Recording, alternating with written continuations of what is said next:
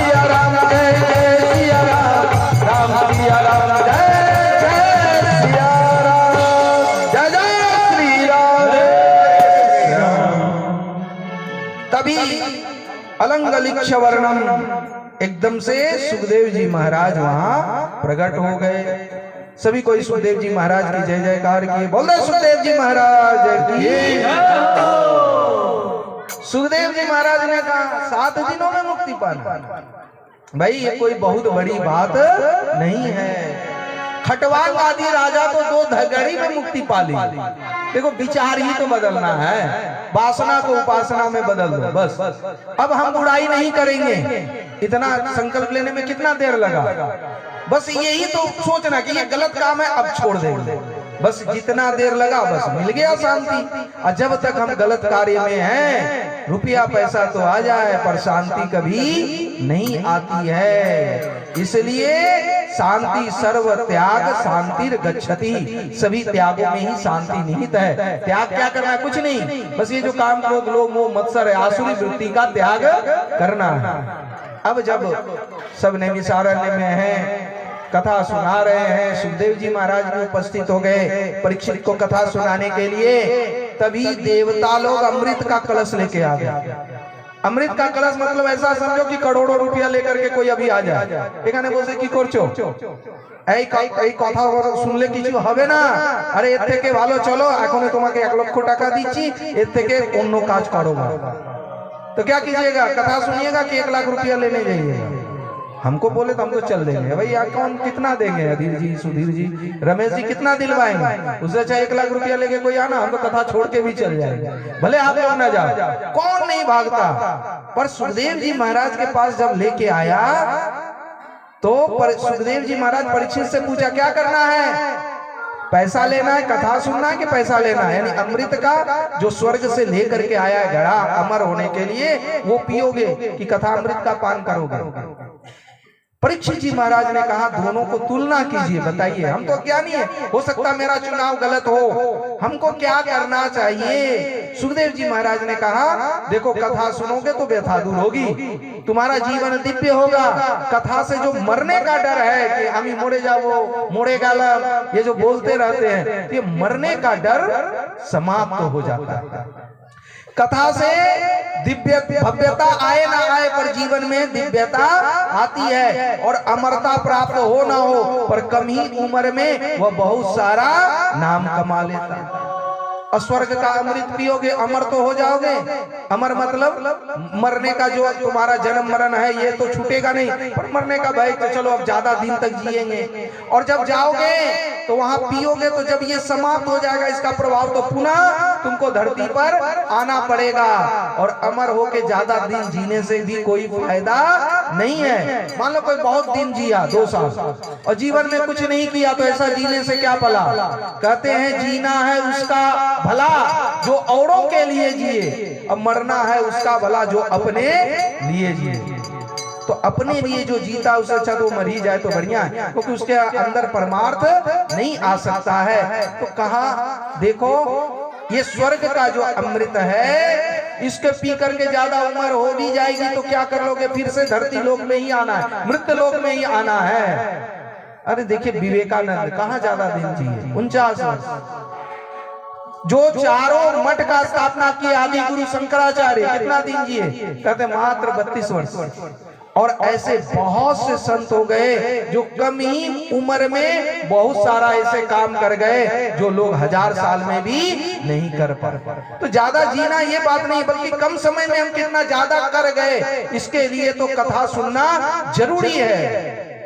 एक बार ऐसे स्टेशन पर, मालदा स्टेशन पर एक बाबा बैठे थे, अब रिटायर हो गए थे। बाबा मतलब कहीं नहीं समझिएगा कि ऐसे बस्तर वाला, वो रामायण का पाठ कर रहे थे। एक ऐसा कोड़े की हवे झिका नहीं देखो बस वही खुले बसे गए पंडित गिरी झाड़ ऐसे बोल ही रहा था, तभी ट्रेन आ गई। ट्रेन में बहुत भीड़ था। तब जब अनाउंसमेंट हुआ तो बोला कि इसमें क्या रखा है, जहाँ देखो पढ़ते रहते हो, जहाँ देखो इसका पाठ करते रहते हो, जहाँ देखो गीता पाठ, जहाँ देखो भागवत पाठ, जहाँ देखो रामायण पाठ, ये सब पढ़े किया है। ये सब बोल ही रहा था कि ट्रेन तब तक आ गई तो भीड़ था, अब सब चढ़ने लगा।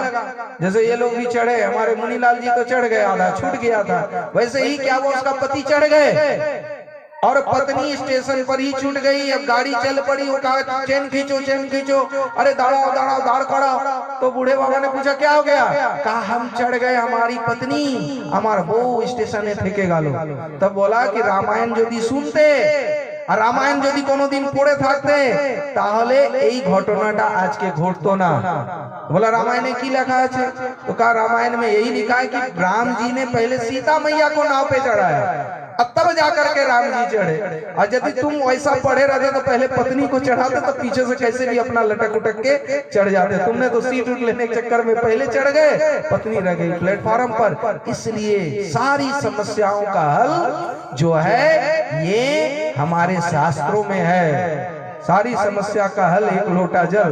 अभी बंबई में कोई बोल रहा था जल का मतलब है कि देखो जल चढ़ाने से भी कुछ नहीं और कुछ भी, और जल चढ़ाए और अंदर राग द्वेष रहे तो कोई फायदा नहीं। तो परीक्षित जी महाराज समझ गए कि हमें तो कथा ही सुनना है।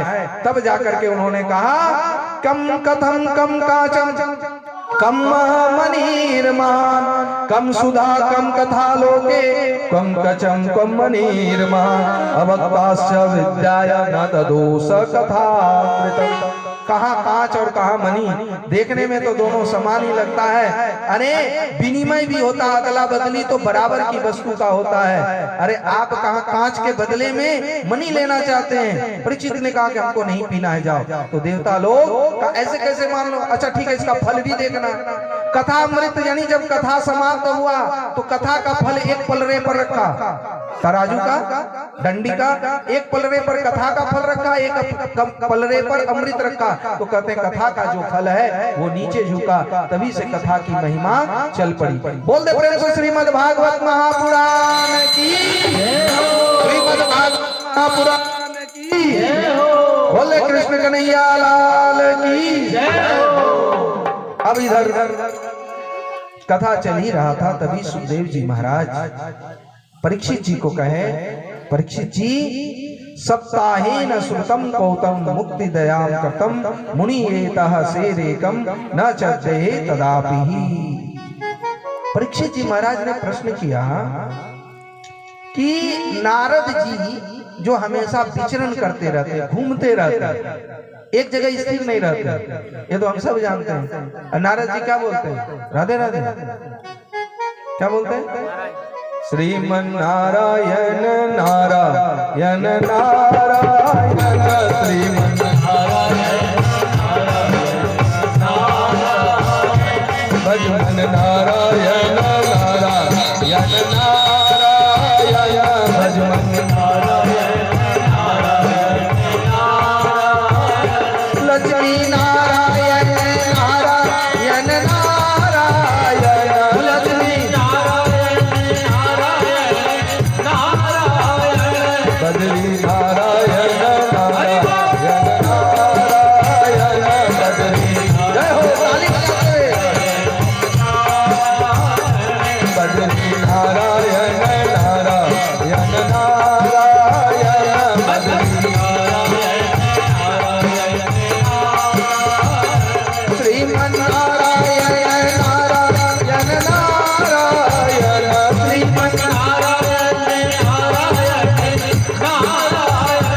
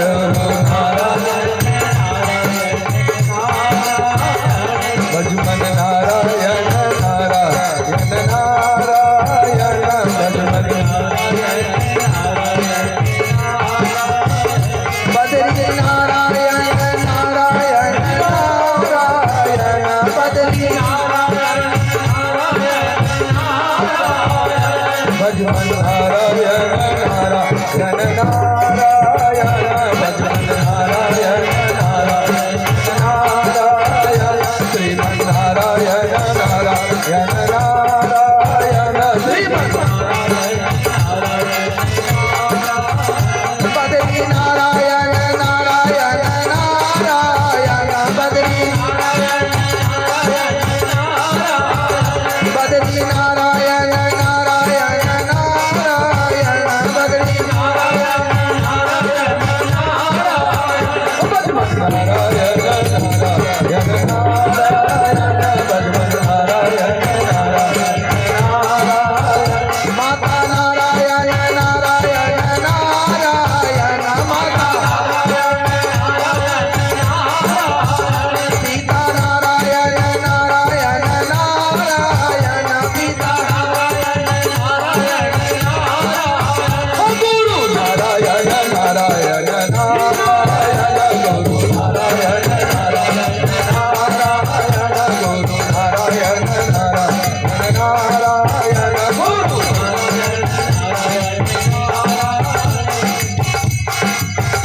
बोलो राधे राधे राधे जपो राधे राधे राधे रखो राधे राधे राधे बोलो राधे राधे राधे बोलो राधे राधे राधे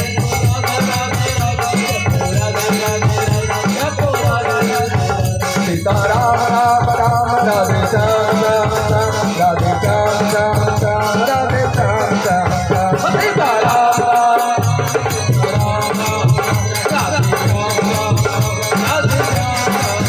राधे श्याम श्याम श्याम राधे श्याम श्याम श्याम राधे श्याम श्याम श्याम राधे श्याम जय जय श्री राम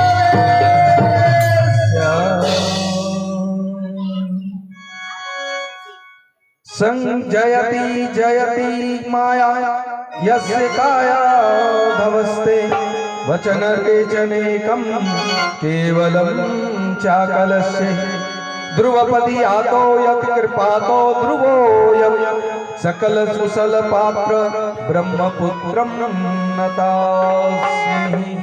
ब्रह्मपुत्र मतलब नारद जी। नारद जी को प्रणाम किए। प्रणाम करते हुए सोनक आदि ऋषि ने कहा, हे ब्राह्मण देवता, हे विष्णु के पुत्र, हे ब्रह्मा जी के मानस पुत्र नारद जी, संत तो उदास नहीं होते, आप दुखी क्यों हैं? तब जाकर के नारद जी ने सभी बातें विस्तार से कही कि देखो मेरा जन्म तो दक्षिण में हुआ, हम घूमते हुए उत्तर भारत वृंदावन आए, वहां मैंने क्या देखा, एक युवती वह अपने दो पुत्रों के साथ, और बेटा कैसा लग रहा था, बिल्कुल बूढ़ा वृद्ध, और वो बेहोश पड़ी हुई थी, रो रही थी। हमको रोक करके कहा, भो साधु क्षणतिष्ठा यतमति मां विचिंतया, हे साधु आप कहाँ जा रहे हो? अरे थोड़ा रुक जाओ, संत दर्शन से बड़ा लाभ होता है। कहा माते क्या बात है? कहा हमारे पुत्र का मूर्छा दूर कर दो, ये जो मेरा पुत्र है ज्ञान और वैराग, इसका मूर्छा दूर कर दो। भक्ति नवयुवती है, सुंदरी है, जवान है, और बेटा मतलब भक्ति नवयुवती है, बड़ा भाव है, पर ज्ञान और वैराग ये बूढ़ा है, यानी ये शिथिल है, ये मूर्छा की अवस्था में है। भक्ति तभी खुश होती है जब उसका जो पुत्र, उसका जो फल ज्ञान और वैराग, ये भी बिल्कुल यौवन अवस्था में। बहुत कुछ किया पर उसके दोनों बेटा मूर्छा दूर नहीं हुआ। तब नारद जी ने सनत कुमार के कहने पर हरिद्वार में गंगा के किनारे, और हम लोग भी कहाँ हैं अभी, गंगा के किनारे, उधर नदी है और इधर भी गंगा जी है, इतना आनंद पावन और पुनीत स्थल पर कथा का श्रवण हो रहा है।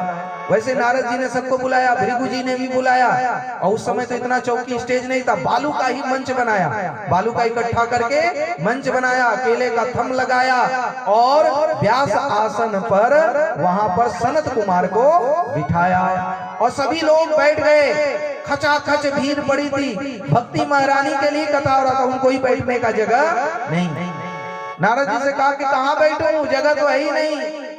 नारद जी ने कहा आप कहाँ नहीं हो, आप तो सबके हृदय में रहती ही हो, और आप सबके हृदय में वास करके उसके मन से कथा का श्रवण करो। तो जब श्रवण करोगी तो जरूर ज्ञान और वैराग्य की मूर्छा जो है वो दूर होगी। भक्ति महारानी सबके हृदय में बैठ गई और जिसका जैसा भाव से सुन रहे थे उसी भाव से वह सुनने लगी। सुनते सुनते कथा का जब अंतिम दिन आया तब जाकर के ज्ञान वैराग्य का मूर्छा दूर हुआ, ज्ञान वैराग्य जगा और सभी कोई जय जयकार करने लगे कथा की। बोल दो श्रीमद् भागवत महापुराण की जयति जयति माया यस्य काया धवस्ते वचन रचन एकम केवलम चाकलस्य ध्रुवपदिया तो यत् कृपा तो मयादम ध्रुवपदिया तो यत् कृपा तो ध्रुवोऽयं सकल कुशल पत्रम ब्रह्मपुत्रम नतास्मि सकल कुशल पत्रम ब्रह्मपुत्रम नतास्मि सकल कुशल पत्रम ब्रह्मपुत्रम नतास्मि। सभी ने जय जयकार किया कि देखो कथा के माध्यम से कैसे ज्ञान वैराग्य की मूर्छा दूर। माने भक्ति के साथ ज्ञान और वैराग्य दोनों होना चाहिए। अब जब दूर हो गया सब ताता थैया करके नाचने लगे। तब परीक्षित जी महाराज ने कहा ठीक है जीते जी किसी को लाभ मिला, पर ऐसा है कि मरने के बाद कथा का लाभ मिले। तब कहा कि देखो मरने के बाद भी कथा का लाभ मिलता है। तो कहा ऐसा कोई प्रमाण है, ऐसे कैसे हम मान लें? तो कहा देखो आत्मदेव नामक वेद विशारद ब्राह्मण जिसके घर में कोई बेटा बेटी कुछ नहीं था, यहाँ तक कि एक गाय थी, गाय भी बांझ निकली थी, वो भी गाय भी बछड़ा नहीं देता था, बड़ा दुखी था। घर में सब कुछ था, खाने पीने का सामान दिया था, पर दिया जलाने वाला कोई नहीं था। और सभी समाज वाले आजकल भी हल्दिया में भी यही होगा, किसी को बेटा बेटी ना अच्छे ऐसे दिन भी है मैं है अरे जा डॉक्टर देखे कितना सब सलाह देने के लिए तैयार हो जाता है। हर जगह है कि पुत्रस्य गतिर्नास्ति स्वर्ग नैवच नैवच, जिसको बेटा नहीं है उसको मुक्ति कैसे मिलेगा? गया गए श्राद्धों के कोरबे। अब देखो ये सब जो है ना, ये सब हमारा कर्म कांड है, ये स्पिरिचुअलिटी नहीं है, ये अध्यात्म नहीं है। यदि बेटा ही मुक्ति देता तो जितना साधु संत शादी नहीं किया है, ऋषि मुनि बने बैठे, तो वो मुक्त नहीं होगा।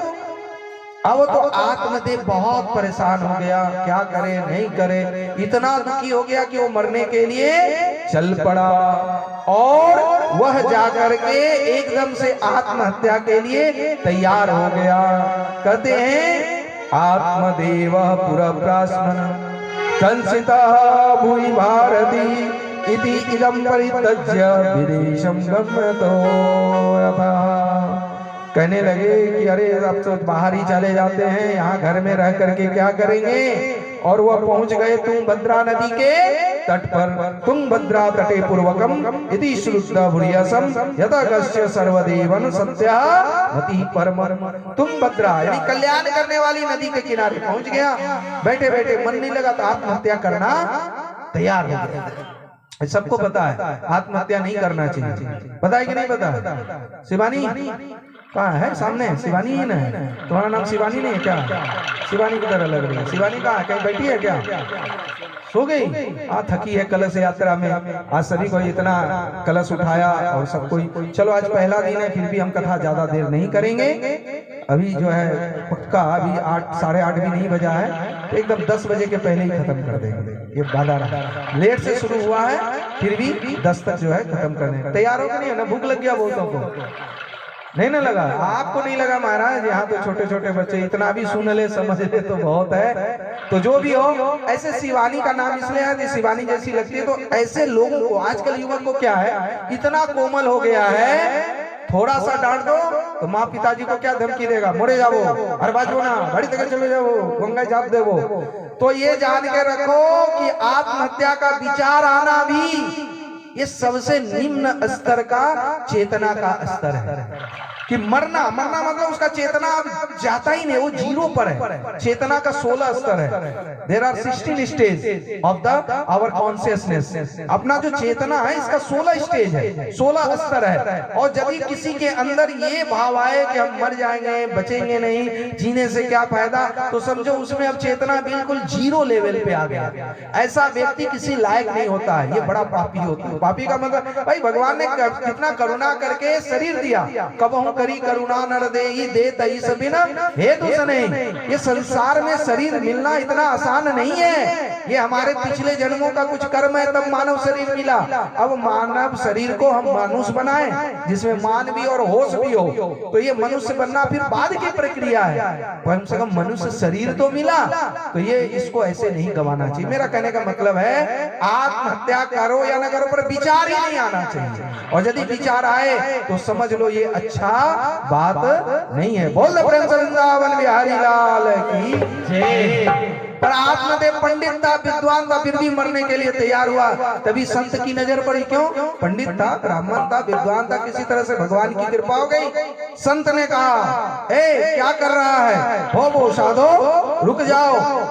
अरे आत्मदेव आत्मदेव पुरा तस्मिन् सर्ववेद विशारद श्रुणा विप्रया मया तेयं प्रारब्धं तु विलोकिता सप्त जन्म विधि तैव पुत्र नैवच नैवच।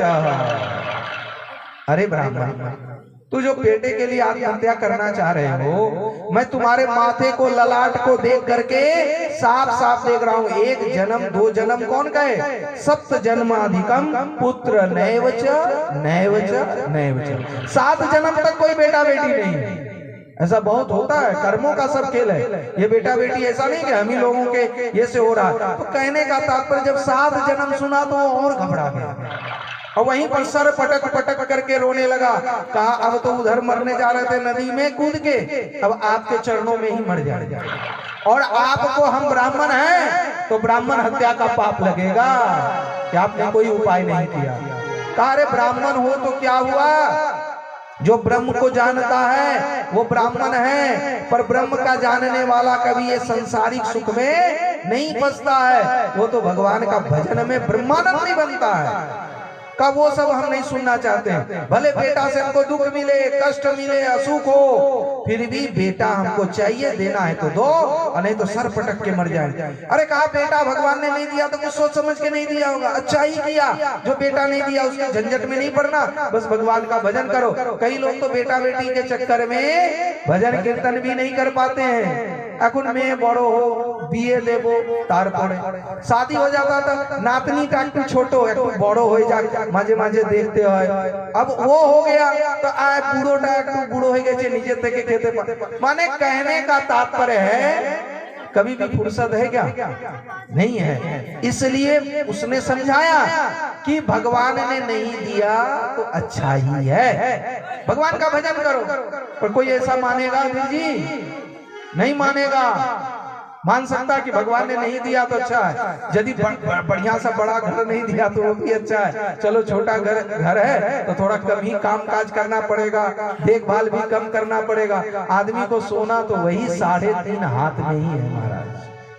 फिर भी जो है 99 का चक्कर न बाबा का गया न जा रहा, और किसी बाबा का चला गया तो चला गया, मेरा तो नहीं गया अभी तक। सोचते हैं कि कब बड़ा सा आश्रम बन जाए, आश्रम बन जाए तो हॉस्पिटल बन जाए, गुरुकुल बन जाए, और उसके काम में लगे हुए भी हैं। भगवान की कृपा रही तो एक पंचगव्य हॉस्पिटल और गुरुकुल भी बन जाएगी बहुत जल्द। अब बोलते तो हैं, प्रक्रिया में लगे। कहने का तात्पर्य है बन भी जाएगा तो क्या होगा, क्या हो जाएगा? एक थोड़े दिन के लिए एक अहंकार बढ़ेगा, मेरा आश्रम, मेरा ये, मेरा वो, पर अंत में शांति इससे नहीं मिल सकता। क्योंकि व्यवस्था में उलझते, जहां धन आ जाता है ना, रुपया पैसा आता है तो 4 लोग अपने आप आ जाते हैं। या तो इनकम टैक्स वाला आ जाएगा, नहीं आएगा तो पुलिस वाला किसी न किसी बहाने आ जाएगा, वो नहीं आएगा तो काला कोट वाला आ जाएगा, काला कोट वाला नहीं आए तो चोर डाकू का आ जाएगा। अरे बाड़ीते दारुण सोना गहना আছে নিতে হবে, কি করে নেব, वो अपना दिमाग लगा लेता है। इसलिए भगवान दे तो मोस्ट वेलकम, और नहीं दिया है तो बस कोई नहीं गम। ये अपने मन को समझा लेना है, आत्मबोध करके जीना, बस इसी को जीना है। तो इस तरह से आत्मदेव को खूब समझाया, पर आत्मदेव माना ही नहीं, कहा देना है तो बेटा दीजिए, ये अपना ज्ञान अपने पास रखिए, हमको ज्ञान सुनने के लिए नहीं आए हैं, हम बेटा के लिए आए हैं। अब ब्राह्मण देवता क्या करे, हर तरह से थक हार करके देखा कि ये ऐसे ही मर जाएगा। भगवान से कहा प्रभु हमारी तपस्या का कोई फल है, हमारे हिस्से में यदि कुछ है तो इनको दे दो, हमारा क्या है, हम तो कैसे भी रह लेंगे, ना हमको बेटा चाहिए ना बेटी। भगवान को याद करके एक आम का फल जो है निकाल करके दे दिया। अब देखो कभी कभी जो है ना, हम लोग ये सब बातों को मानते भी नहीं है, और हम नहीं कहते कि मानना ही चाहिए, फिर भी कौन किस भाव से कर रहा है, दे रहा है, वो भाव काम आता है। यदि सब मिल करके प्रार्थना करें कि ये ठीक हो जाए, तो कभी कभी वो भावना भी काम करता है, क्योंकि हम सब भगवान के ही हैं। और जब साथ मिल करके कहते हैं ना बेचारा खूब भालो लो, ओके आखिर मोड़ा उचित न हे ठाकुर रखा करो, तो कहीं ना कहीं ऐसा बहुत सा चमत्कार देखने को मिला है। तो उसी तरह से संत ने भगवान को कहा प्रभु इनका भला हो, इनको बेटा चाहिए दे दो, बाद में जो होगा सो होगा। आम का फल दिया, लेके आया, पर उसकी जो पत्नी थी धुंधली, वो इस सब में विश्वास नहीं करती थी। अब फिर सोचा यदि खा ले और सचमुच का हो भी जाए तो भाई बहुत कष्ट है, इतना कष्ट कौन उठाएगा। तभी उसकी बहन आ गई, बहन ने कहा कौन जरूरत है तुमको कष्ट उठाने का, अरे मेरा तो बेटा होने वाला है, एक काम करना मेरा पति थोड़ा लालची है, उसको रुपया पैसा दे देना, अब बदले में तुमको बेटा दे देंगे, तब तक थोड़ा नाटक कर लेना। कहा ठीक है, तो ये फल का क्या करूं। कहा अच्छा इस फल में शक्ति है तो गाय को खिला दे, यदि गाय को कुछ होता है तो समझ लेंगे कि भाई चमत्कार है, तो नमस्कार कर लेंगे।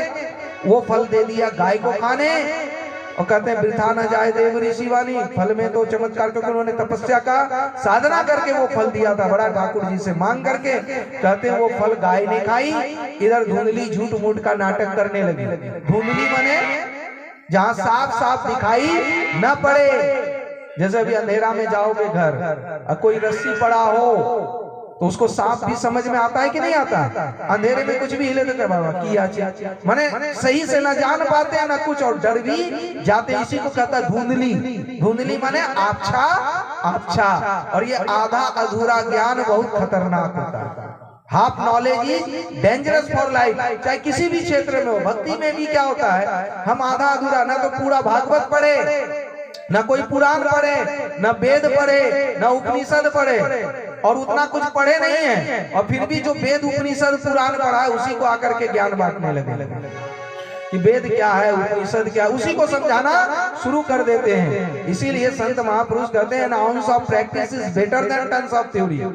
आजकल होता है कि एक शराबी ऐसे ही बोल रहा था बुधवारी, बोला था सूर्योटा रोज ये दिखे उठे, आज ये दिखे की कोड़े होगा, उसको लगा पूरा भी पश्चिम है। अब ऐसे बोलने वाला बहुत बोलता है। एक बार ऐसे एक प्रयोग हुआ कि कहाँ के लोग दारू पीने के बाद क्या करते हैं। इंग्लैंड वाला देखा कि दारू पीने के बाद बस खाने पे दौड़ता है, ये खाएंगे वो खाएंगे।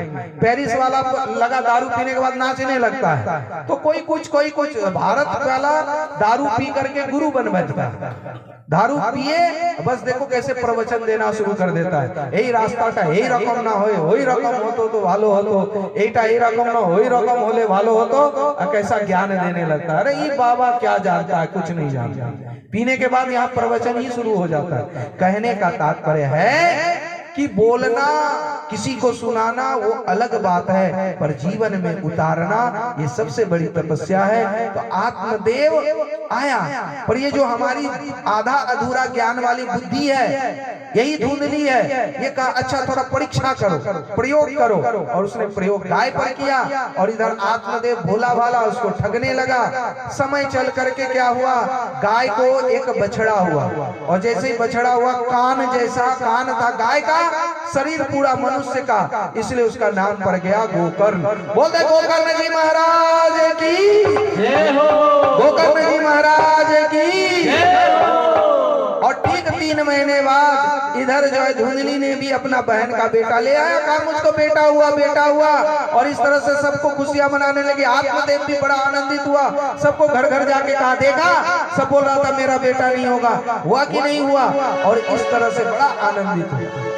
समय बीतने लगा, एक पूरब एक पश्चिम, एक संस्कारी एक दुराचारी, और इधर आत्मदेव अपने जो बेटा जो लिया था ना बहन का, यानी उसका नामकरण जा करके रखा था धुंधकारी। धुंधली ने कहा मेरा नाम धुंधली, तो मेरा बेटा का नाम धुंधकारी होगा।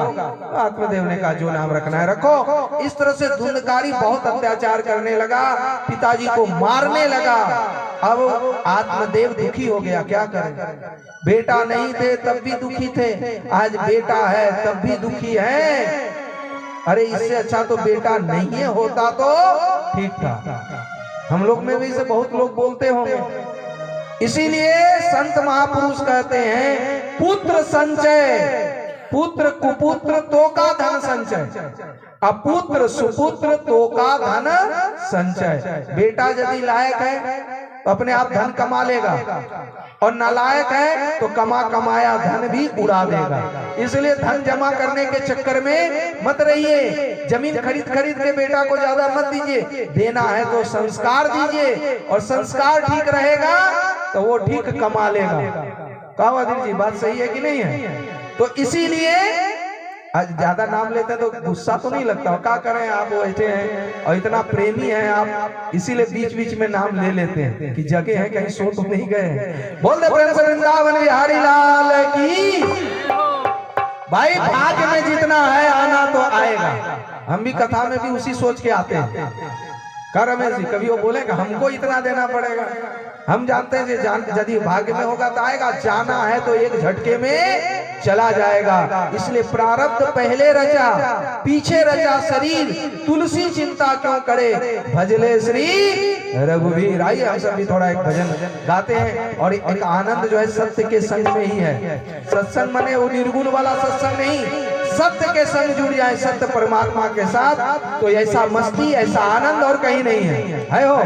अभी देखिए नगरदीप जी को क्या आनंद आता है, क्या खोल कीर्तन बजाते हुए दोनों भाई, कहाँ अधीर जी, कहाँ नगरदीप जी, कहाँ सुधीर जी। आनंद आया कि नहीं? आज जो कलश में कौन कौन गए थे, आनंद आया भाई कलश लेने में, इस ठंडी में भी, तो वो अलग ही आनंद है। और वो आनंद जो भजन में मिल गया जिसको, वो कभी दूसरे तरफ जा ही नहीं सकता। इसीलिए किसी संत ने बहुत सुंदर गाया है कि ऐसी मस्ती कहाँ मिलेगी, कृष्ण नाम रस पी ले, मस्ती में तू पीले पीले, तू मस्ती में पीले, तू मस्ती में,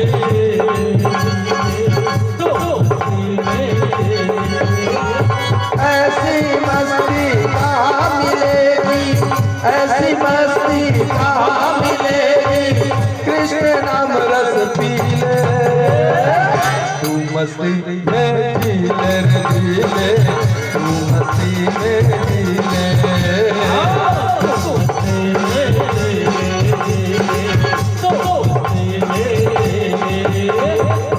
बड़ा भाग्य से मनुष्य शरीर मिला है आनंद में रहने के लिए, दुख में नहीं। इसलिए कहते हैं ये 84 लाख योनि के बाद ये मानव शरीर मिला है।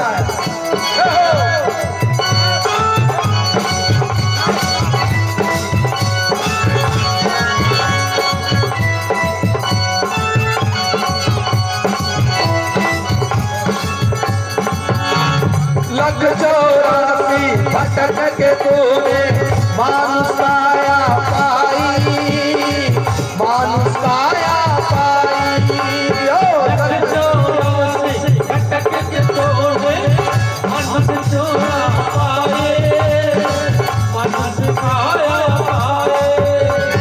ऐसा फंसा जगत में आकर सुध बुध सब बिसराई, सुध बुध सब बिसराई। ऐसा जगत में आकर सुध बुध सब बिसराए, सुध बुध सब बिसराए। अब भी समय है संभल जा बंदे, अब भी समय है संभल जा बंदे, बंधन कर दे ढीले, तू मस्ती में ढीले ढीले, तू मस्ती में ढीले,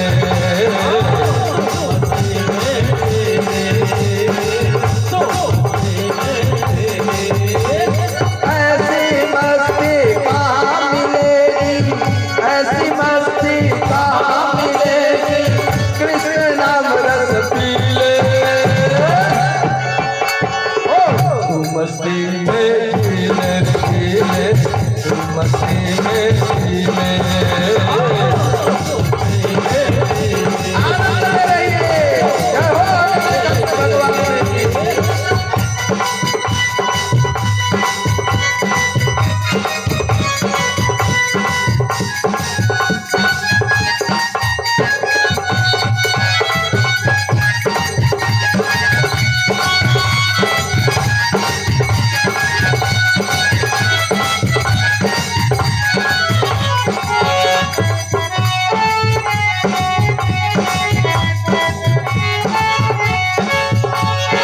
अमृत में नाम राधे का सारे दोष मिटाए, सारे दोष मिटाए।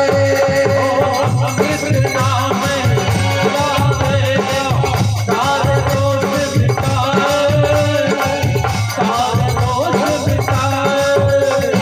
अंधकार को दूर भगाकर जीवन में प्रकाश जगाए, हृदय में जोत जगाए। अंधकार को दूर भगाकर हृदय में जोत जगाए, हृदय में जोत जगाए। अंतर मुक्त हो बैठ चैन से, नैना कर ले लीजिए। तू मस्ती में जीले जीले, तू मस्ती में जीले, तू मस्ती में जीले, तू मस्ती में जीले। ऐसी मस्ती कहाँ मिलेगी, ऐसी मस्ती कहाँ मिलेगी, कृष्ण नाम रस पीले।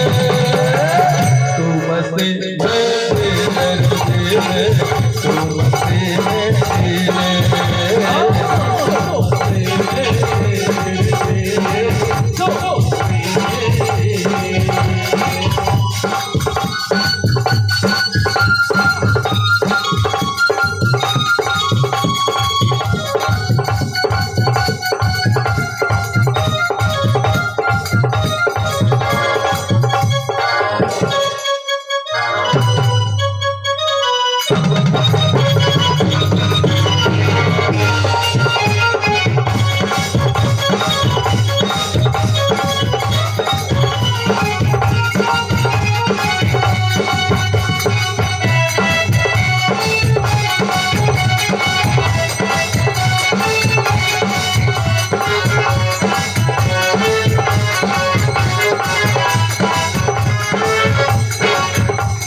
राधे के जैसा प्रेम का प्याला, राधे के जैसा प्रेम का प्याला, जिसको पीना आए, जिसको पीना आए।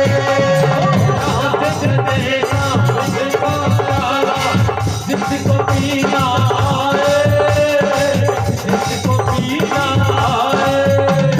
जीवन के इस महासमर में जरा नहीं घबराए, जरा नहीं घबराए।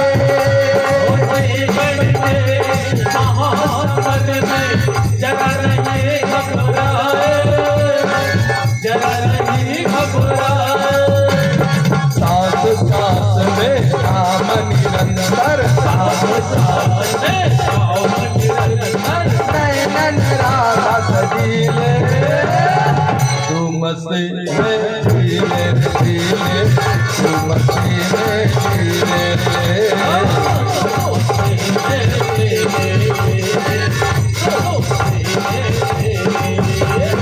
ऐसी मस्ती कहाँ मिलेगी, ऐसी मस्ती कहाँ मिलेगी, कृष्ण नाम रस पीले। मस्ती में जीले जीले, तू मस्ती में जीले।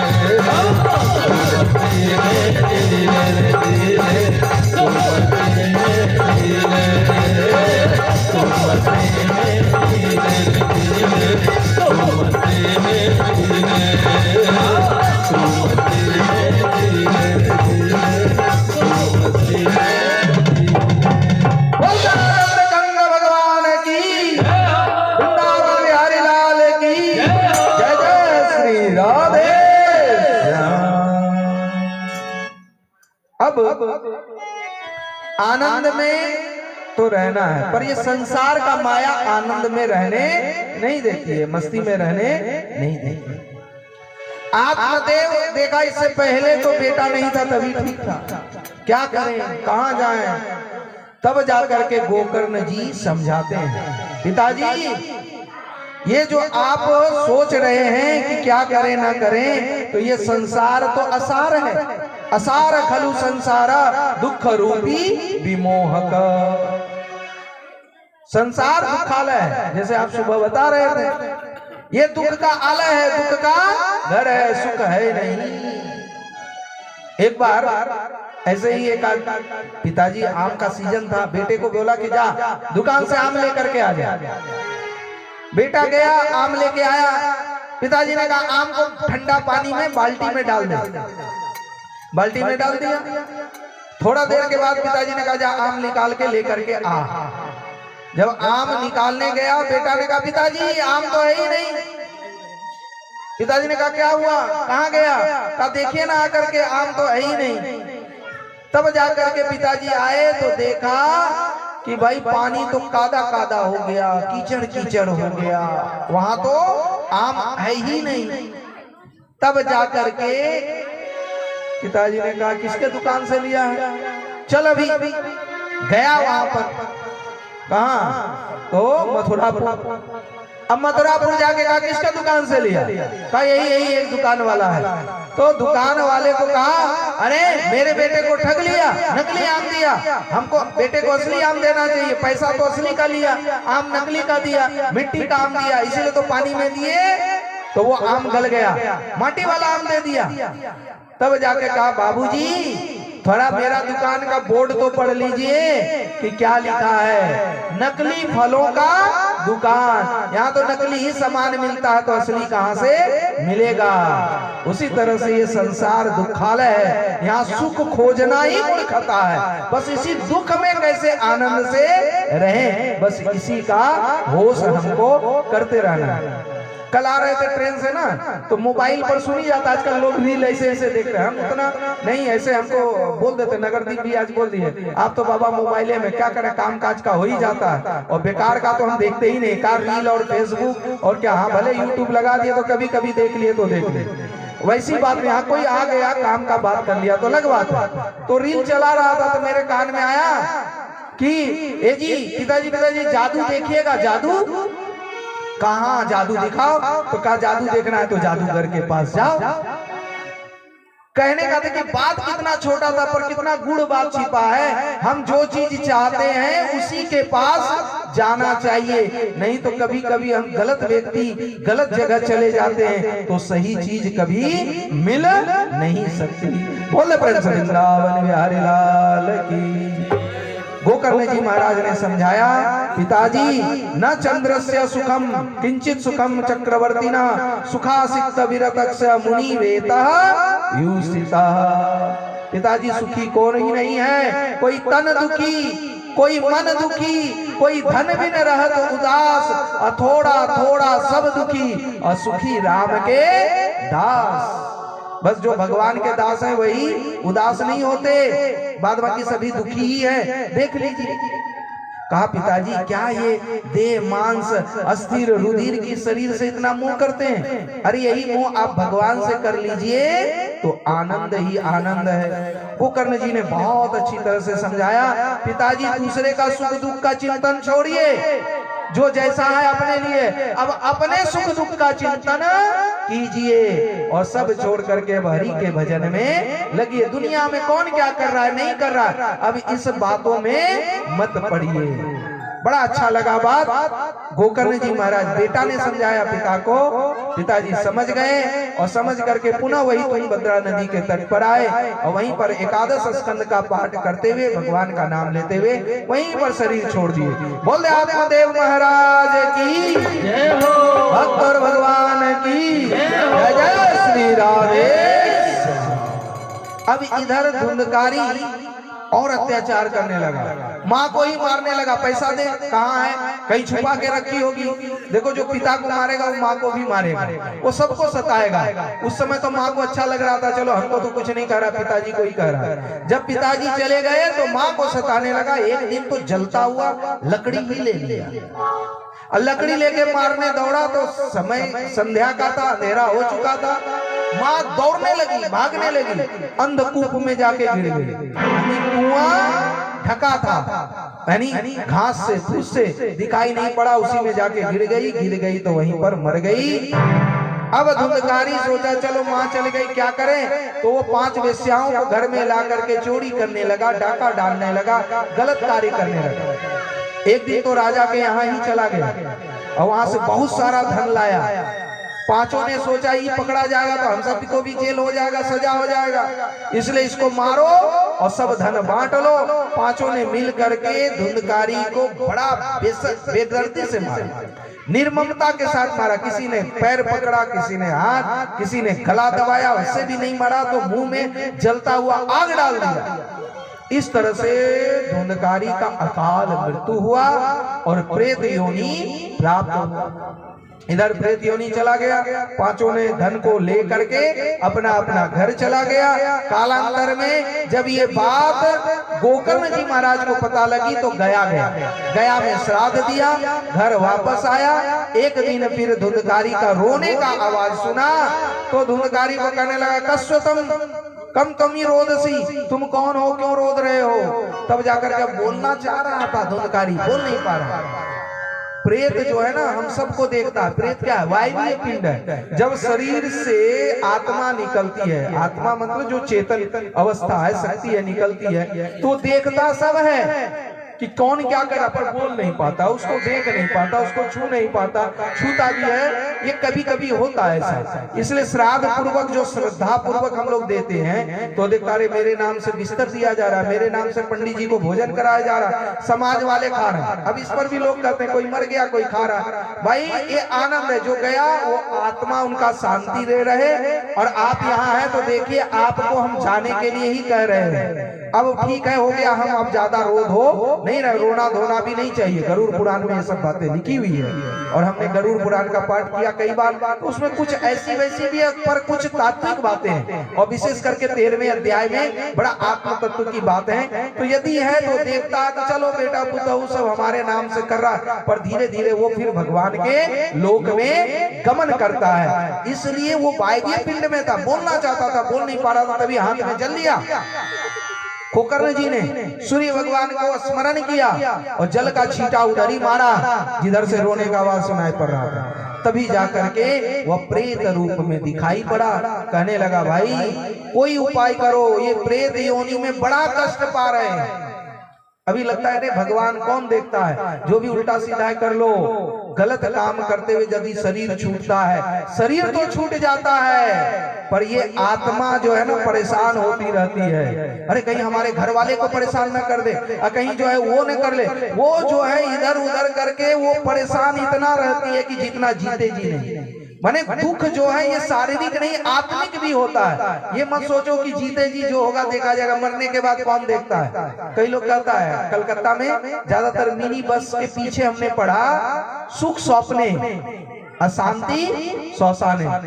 ऐसा नहीं है, स्वप्न में भी सुख नहीं है। यदि आप भक्ति नहीं है, पूजा पाठ ठीक से नहीं करते हैं तो सपने में भगवान दिखाई नहीं देगा, आपको शैतान ही दिखाई देगा। तो बताओ सपने में भी सुख है? अशांति शौसाने, मरने के बाद भी शांति नहीं है। क्यों नहीं है? क्योंकि यदि आपने गलत काम किया तो उस समय आपकी आत्मा भटकती है, तड़पती है, वो आत्मा कभी शांति को प्राप्त नहीं कर सकती। इसलिए आत्म शांति चाहिए तो मरने से पहले सच्ची बात बता रहे हैं, क्योंकि समय नहीं है इधर उधर की कथा भी करनी है। एकदम से ये जो गाजियाबाद की कथा, वहां पर हम महाराज जी ऐसे थे। महाराज जी ने एक भक्त को कहा कि महाराज जी से प्रश्न किया कि बाबा इस आश्रम में इतना दिन से हैं और ये है, फिर भी दिल में जो है ना शांति नहीं मिल रही। हम तो बहुत पूजा पाठ कर रहे हैं, ध्यान कर रहे हैं, सब कुछ कर रहे हैं। तो कहा कि अभी भी कोई याद आता है? कहा याद तो नहीं आता है, फिर भी जमाई का कभी कभी याद आ जाता है। बोला क्यों? कहा कि जमाई के साथ मेरा कोई दुश्मनी नहीं, पर जमाई हमको दुश्मन मानता है।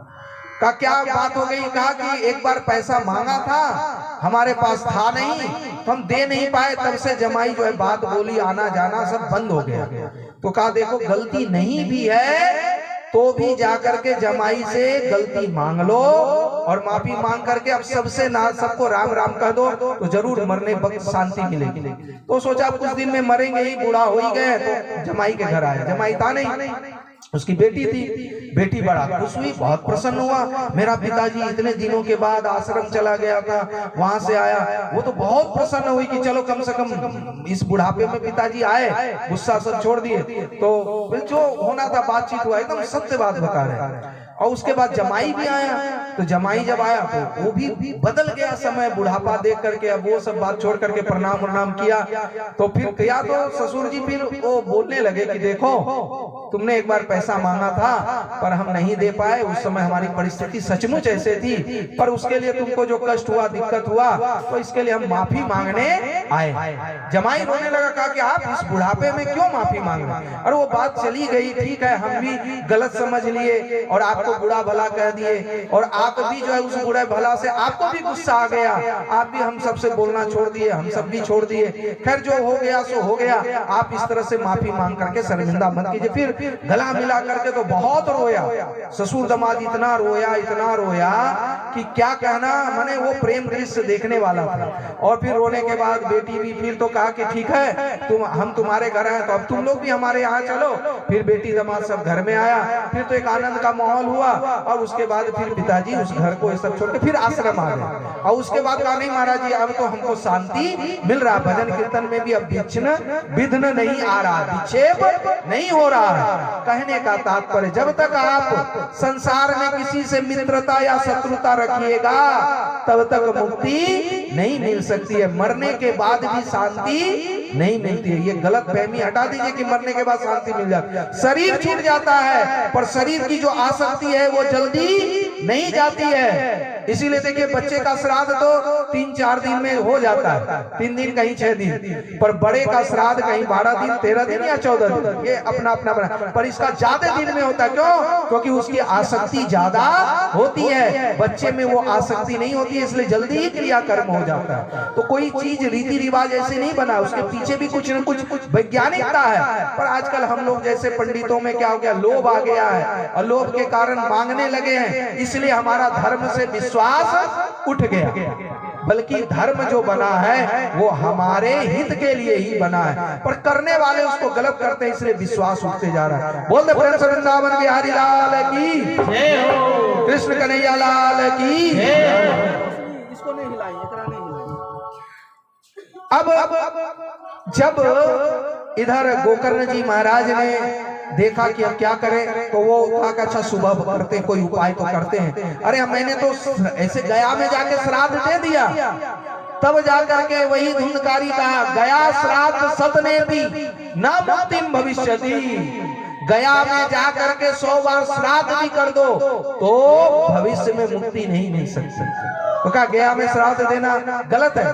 कहने का तात्पर्य कि जीते जी यदि आत्मज्ञान नहीं हुआ तो लाख बार आप गया में जाकर के पिंड दान दो, उससे विशेष लाभ होने वाला नहीं है। और जीते जी यदि आत्मज्ञान हो गया, यदि थोड़ी वही आसक्ति बची है, तभी जाकर के वो गया में पिंड देने से कुछ काम हो सकता है, अन्यथा काम नहीं हो सकता। क्योंकि कर्मों का फल जीते जी और जीने मरने के बाद भी भोगना ही पड़ता है। तो इस प्रकार से जो है सूर्य भगवान की उपासना की गोकर्ण जी ने। सूर्य भगवान से पूछा कि भगवान बताइए क्या करें। तब जाकर के सूर्य भगवान ने कहा 7 दिन का भागवत कथा कराओ।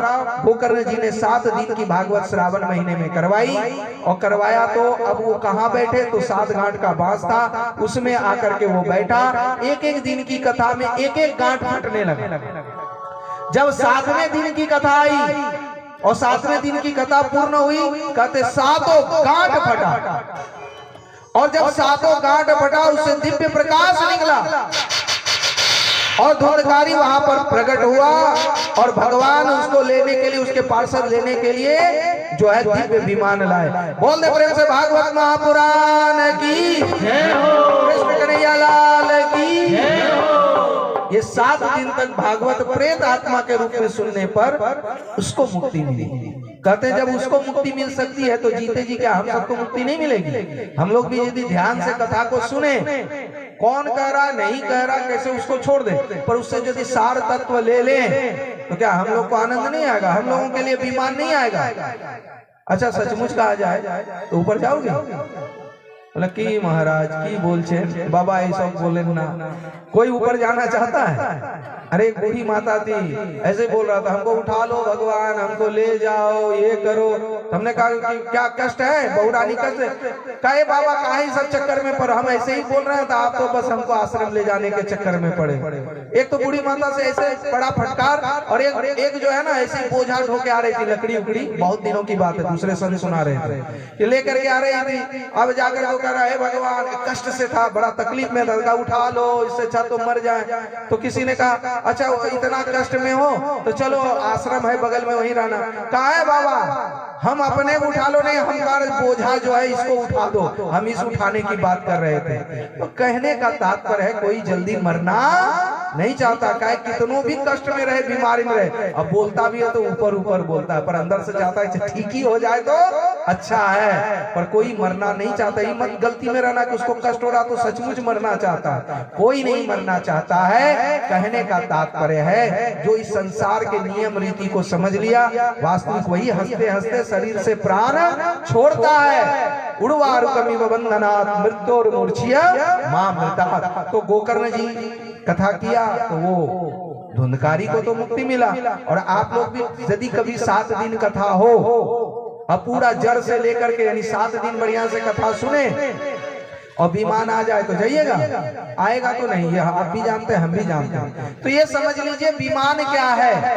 विमान मतलब विगत माना इति विमाना, अंदर से मान सम्मान का जो भाव है ये चला जाए तो समझिए हमारे जीवन में विमान आ गया और हम बिल्कुल वैकुंठ में ही हैं। वैकुंठ मने जहाँ कोई कुंठा नहीं, वै मने बिना, अकुंठ मने दुख कष्ट के, यानी कुंठा रहित चित्तस्य इति वैकुंठा।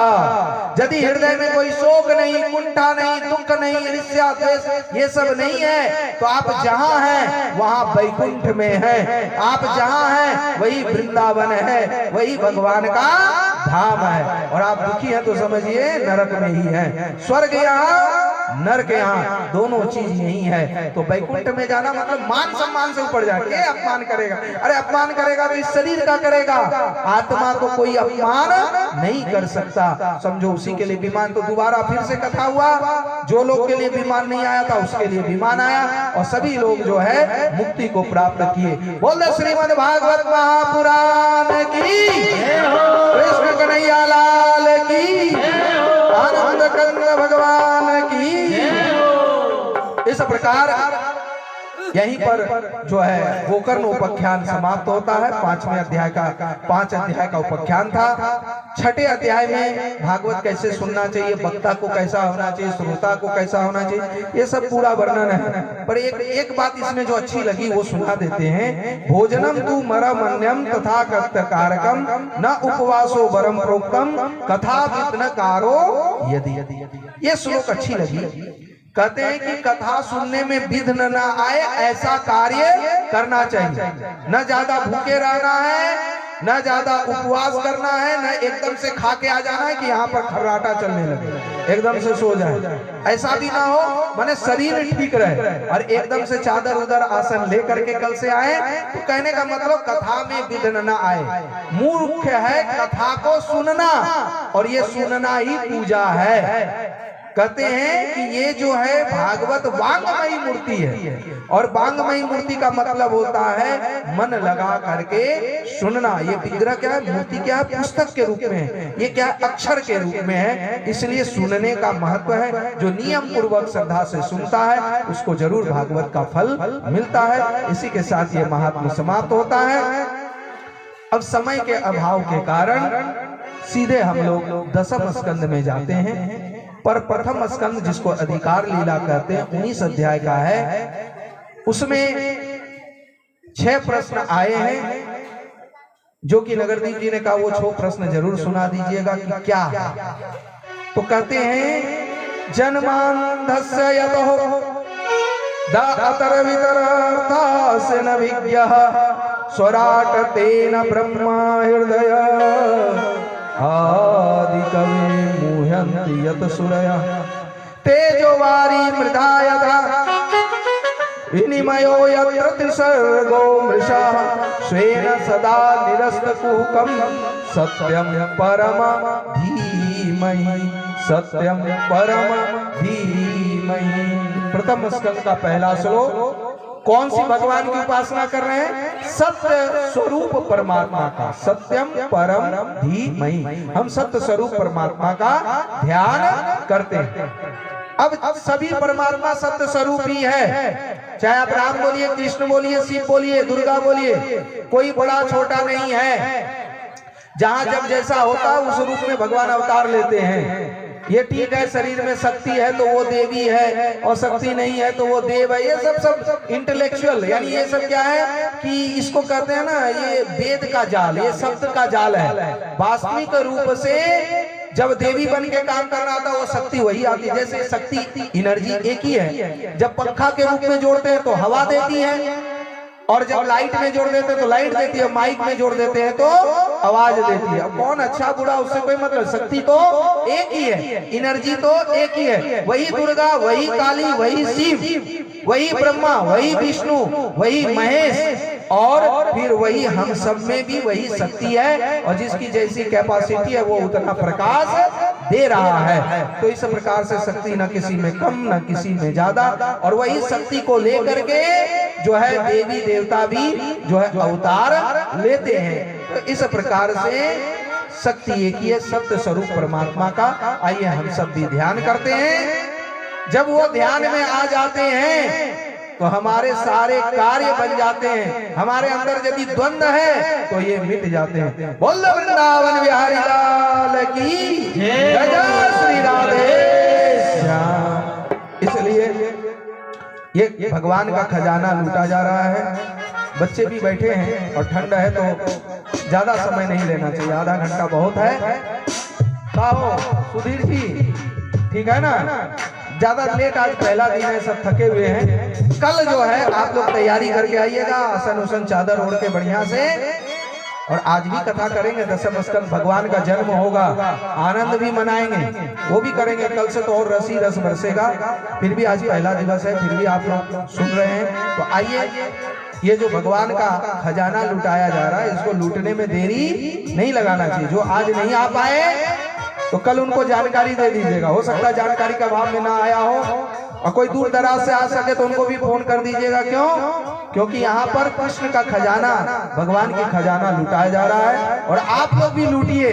ये आनंद हर जगह जल्दी नहीं मिलता, इसलिए लुटे रहा लुटे रहा लुटे रहा रे, कृष्ण का खजाना लुटे रहा रे, लुटे रहा लुटे रहा लुटे रहा, कृष्ण का खजाना लुटे रहा रे, लुटे रहा लुटे रहा लुटे रहा रे, प्रभु का खजाना लुटे रहा रे, लुटे रहा लुटे रहा लुटे रहा रे, प्रभु का खजाना लुटे रहा रे, लुटे रहो लुटे रहो लुटे रहो रे, कृष्ण का खजाना